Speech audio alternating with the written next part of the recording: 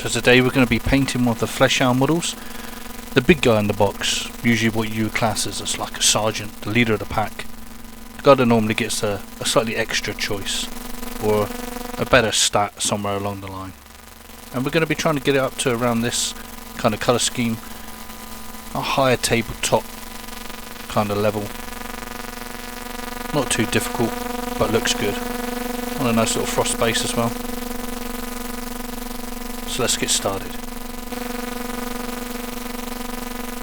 So first of all we're going to go in with the Vallejo black primer. We're going to do a zenithal highlighting where you put the shadow in from the bottom up, but you've got to cover the whole model first, and then you'll put a grey from the top down as if the sun was hitting the top of the model.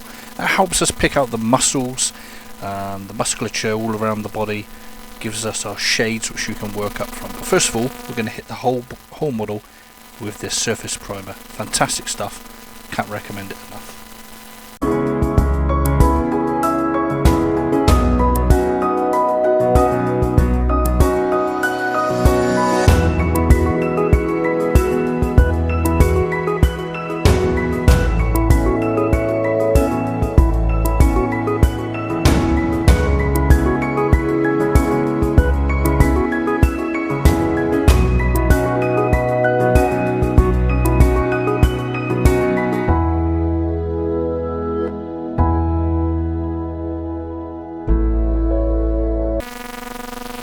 Now we're going to come in with our grey primer, again hitting from the top down, so that we can get that build up of lights if the sun was hitting, creates a natural shadow and highlight, and we'll work up from there.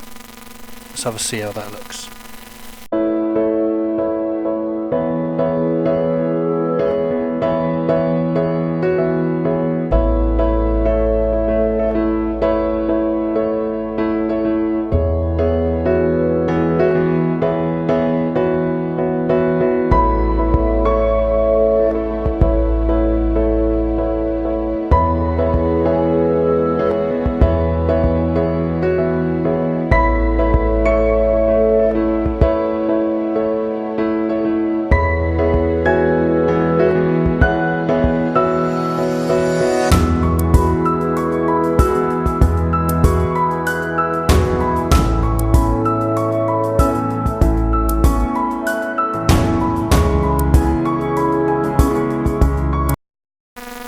So now we're going to get our first colour on. It's actually a mismatched colour I got. I got this scale 75 paint, 2 bottles, 2 different colours. It says purple, actually I think it's meant to be red. It does say purple though, it's a bit confusing.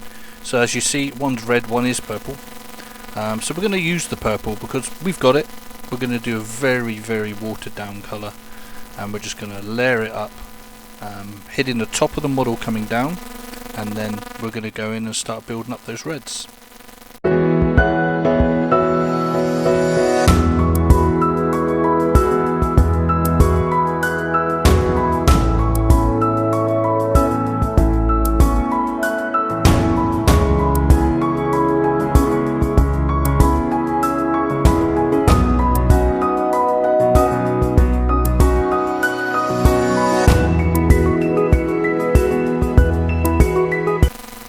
So as you can see, the paint is super watery, super thin. It's almost like a wash or glaze. Obviously a little bit thicker than that, but we're building up layers. It's all about soft layering and texturing up rather than just blasting a model with paint, which I think a lot of people kind of fall into the trap of. You really want to smoothly layer them up and get a nice mould and flow of colours into each other. As you'll see, the colours will link in later. But yeah, you've got to do thin layers. Don't blast paint on with your paintbrush or an airbrush. Always try to layer up and layer up and layer up. A lot of air from the airbrush, dry it, paint, dry it, paint. Just keep that process going.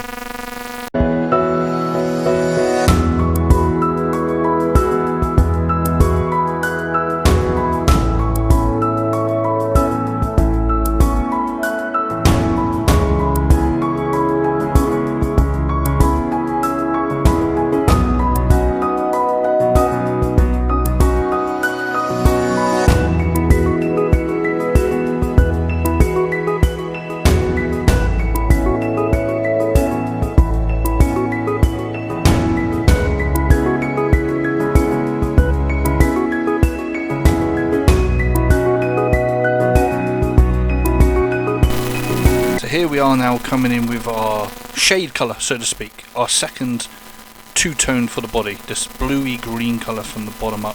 Slightly off camera there, do apologise for that, but you'll see as I go through, basically just hidden from the bottom up. You can see I've got the model tipped upside down and it's just hidden underneath, basically covering the shadow, the black, tinting that colour with this paint. It will hit some of the highlight and blend the two colours in. You'll see.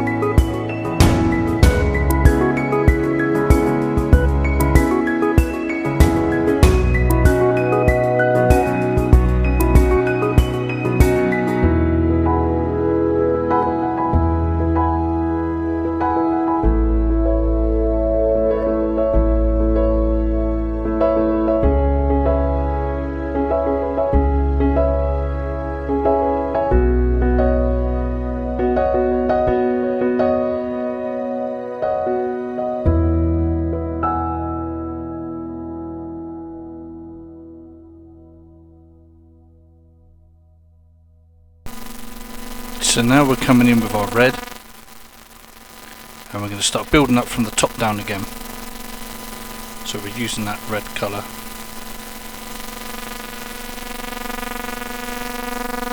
And we're just going to cover over some of that purple pink that we've got on there. Just starting to build up the warmth of that colour and that flesh and mix the two colours together.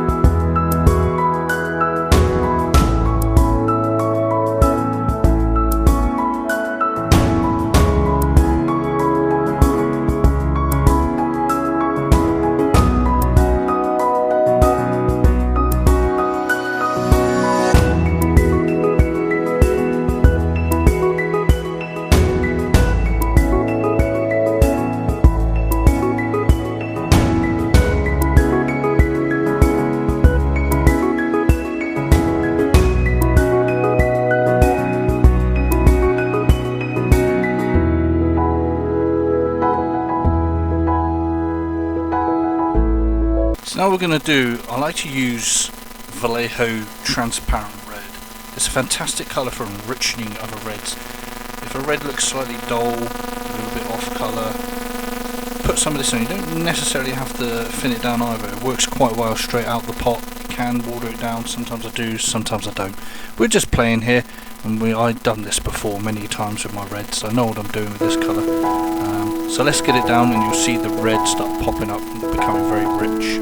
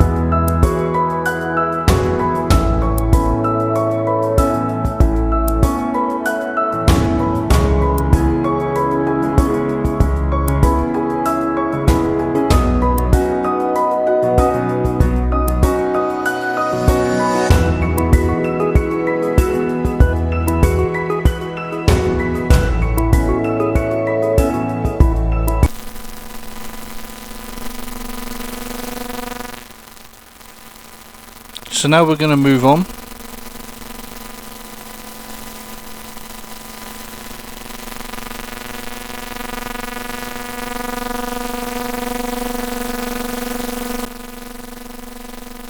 So now we're going to get some colour onto this head, some of the flesh I believe. Now as I was going through the video, because we're doing things at a faster pace, so we're going to get the flesh to this kind of look here, but because I was going through the video, didn't flush out the airbrush as much as I normally would. We get a bit of spitting and a bit of splattering on the model, but we go back and we touched it up anyway, so it all works out well in the end. It's just going back and doing a bit of remedial work, but you know, we're playing here, we're going back and forth, we're doing what we do to get the best result.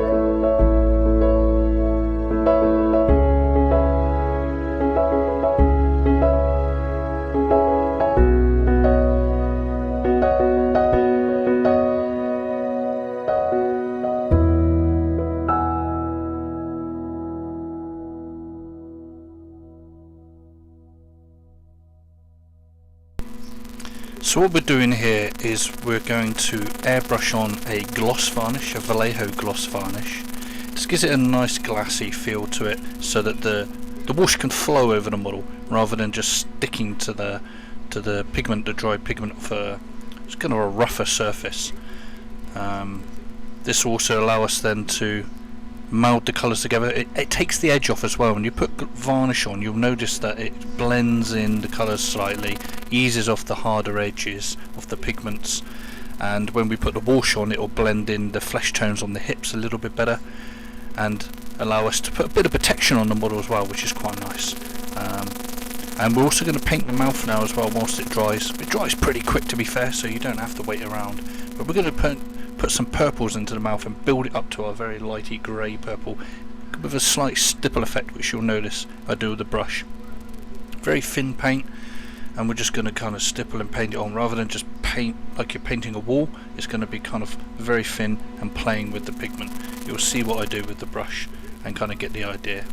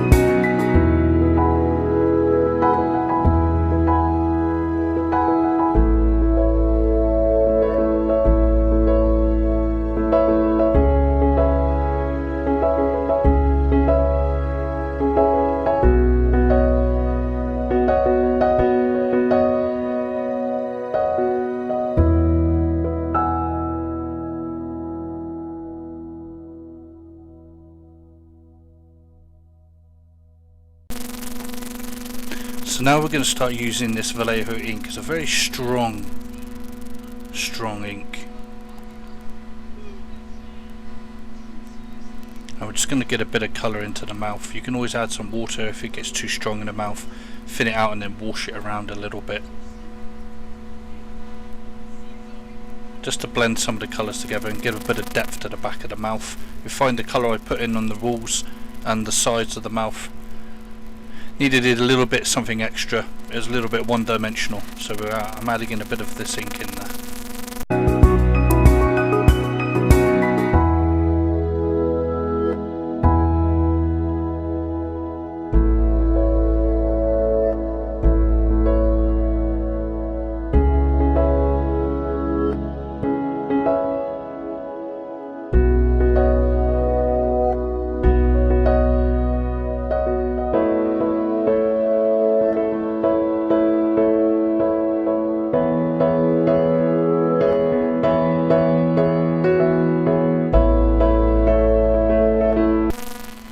So because of the slight overspraying from the flesh, it kind of lost a lot of the shadows. So I'm just going to use some inks and washes here as well. I'm going to go in first of all with Reichland flesh and just move it around a little bit into the recessed parts. And we're going to come back in later with a brush anyway and highlight around the tops.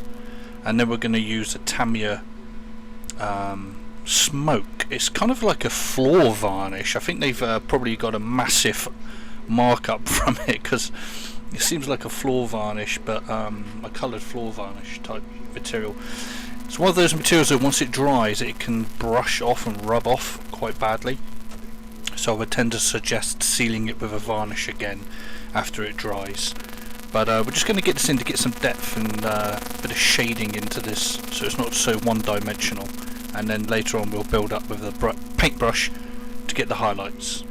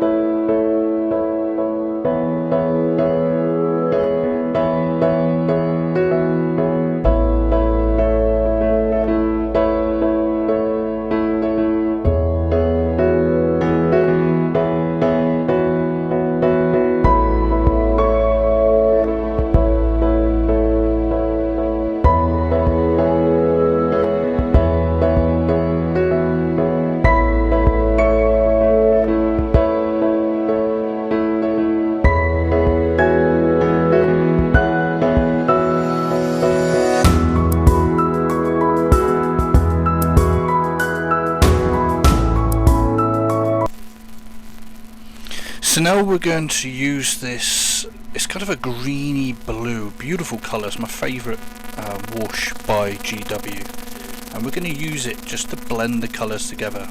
Quite watered down. I added some water to the top of the lid, and then you can always add water on the model, but you want to work around it quick. You don't want to leave tide marks, kind of those tea stain look, so make sure you're moving it around quick, playing with the edges so they don't dry too quick until you've got it to where you want it. And we're just going to blend in. It allows us to reconnect the colours as well. It allows us to knock back slightly the flesh colour more in line with the body colour, and we're kind of amalgamating everything together.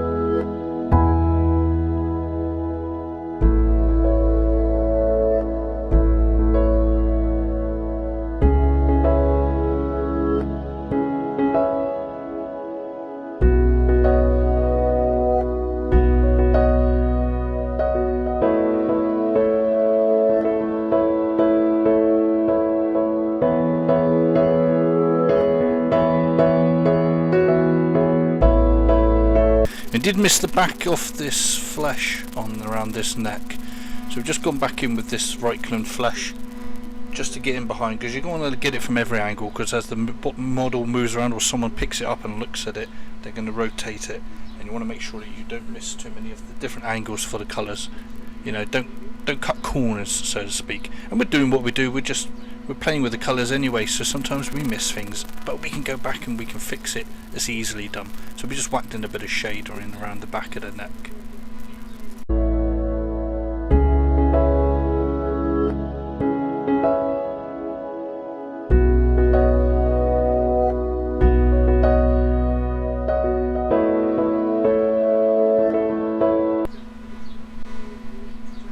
So now we got this scale 75 purple. It's a beautiful purple, but we're going to use it quite thin.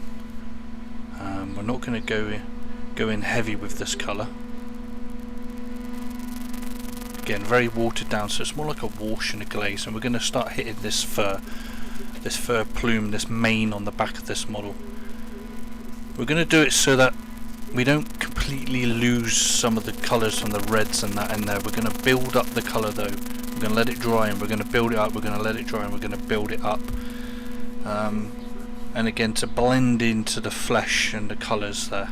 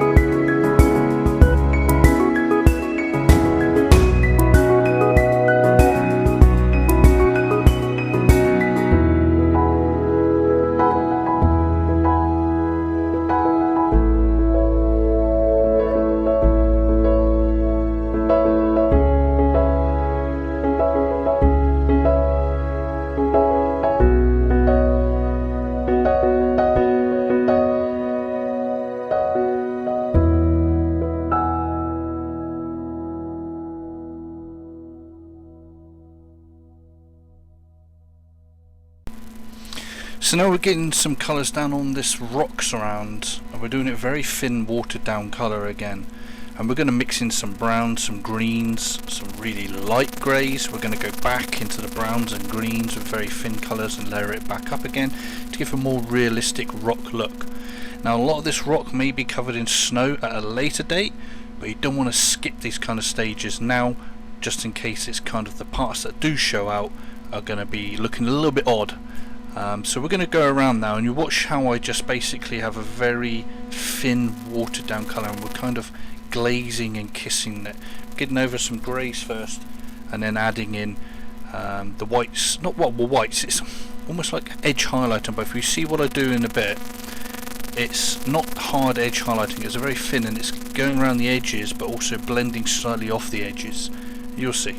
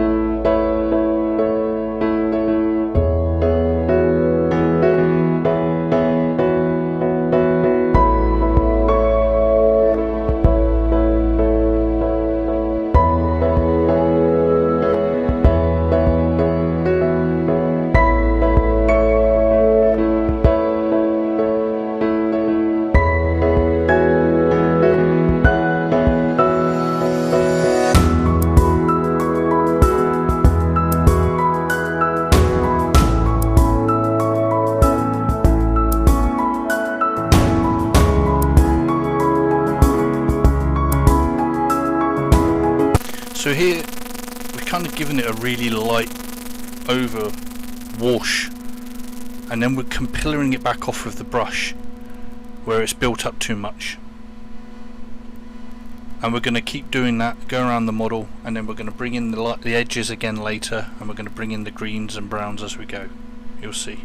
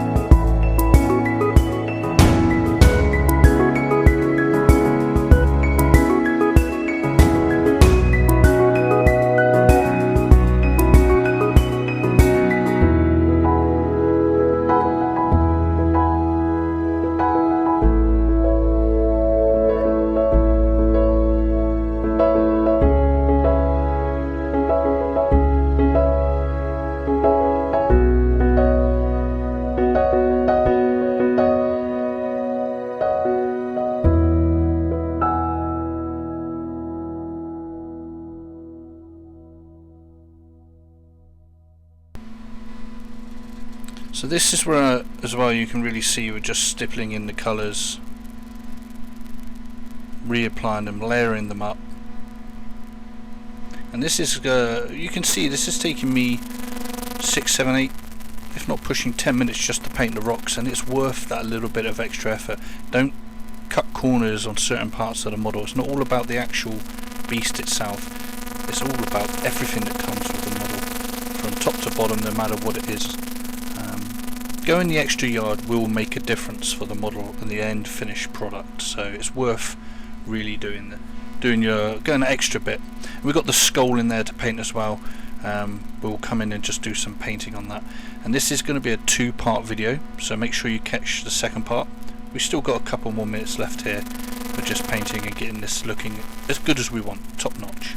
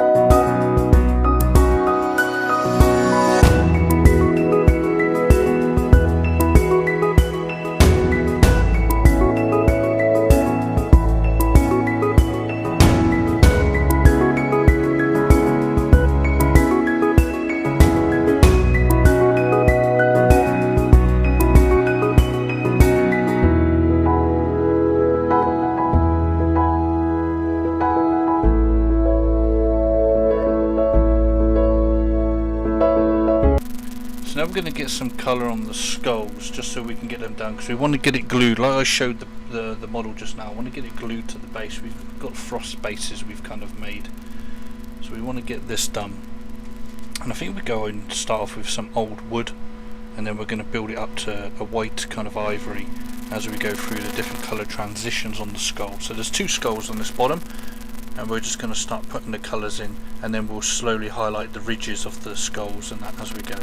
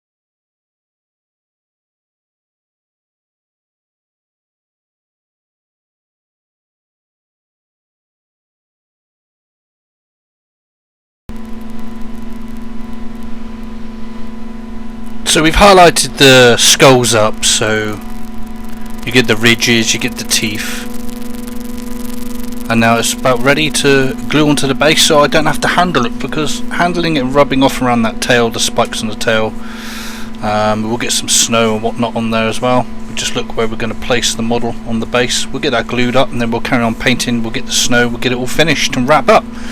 So I know this has been a bit of a test video. The sound quality, I got a new program, I got a new mic. The mic doesn't seem quite to be up to it. I know there's a bit of a grating sound and a interference sound in the background, but I'm working for it. This is a test video, more or less. It's a pretty long one, to be fair, an hour long, but hopefully I might need to get another mic, I think, maybe trim the videos, get better at editing and trimming the videos, but hey, it's a learning process. So first video, test video, hopefully as we go on we'll get better and better. But thank you for watching. If you have, from start to finish, I really appreciate it. Catch you in part 2. Sound quality will probably still be about the same. Apologies for that. We'll just try and improve as we work forward. Thank you for watching.